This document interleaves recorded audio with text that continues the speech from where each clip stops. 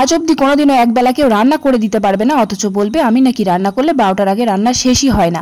অথচ একটার পর একটা হুকুম করেই যায়, এইটা রান্না করে দাও, সেইটা রান্না করে দাও। সবার পছন্দ মতো রান্না করে দিতে পারলে 12টার আগে কি করে রান্না কমপ্লিট করতে পারবো তোমরাই বলো। এই কদিন এত পরিমাণে গরম পড়েছে, তাই ভাবলাম একটু সকাল সকাল রান্নাটা বসিয়ে দিই, তাহলে গরমের হাত থেকে অন্তত আমি রেহাই পাবো। তাই তাড়াতাড়ি হাঁড়ি কড়াইটা বসিয়ে দিয়ে ভাতটা আমি রান্না করে নিলাম।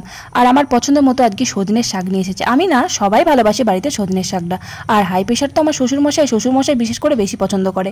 সজনে শাকটা একটু সেদ্ধ করে জলটা ফেলে দিয়ে রসুন ফোড়ন দিয়ে ভাজলাম, আর একটু ভেন্ডির ঝাল করলাম সর্ষে বাটা দিয়ে। আর টক ডালও হলো, আর এমনি টক ডাল ছাড়াও একটা ডাল হলো, যেটা আমার গুবলু সোনার জন্য। আর একটু পোলট্রি মাংস রান্না করলাম আলু দিয়ে, একটু পাতলা ঝোল করে। যা গরম পড়েছে তাই জন্য কাঁচা লঙ্কা দিয়ে রান্না করলাম, না শুকনো লঙ্কা, না গুঁড়ো লঙ্কা, না কালার ফুড, কোনোটাই দিইনি। এই গরমে শুকনো লঙ্কা খেয়ে পেট খারাপ করে লাভ নেই। যাই হোক, একটা গাছ থেকে লেবু পেড়ে নিয়ে এসে একটু লেবুর রসও দিয়ে দিলাম নামানোর সময়। ব্যাস, রান্না শেষ করে কড়াইটা মেজে ধুয়ে আমি চান করে গুবলু সোনাকে খাইয়ে আমিও খেতে বসলাম। ভালো লাগলে একটা লাইক করো, টাটা।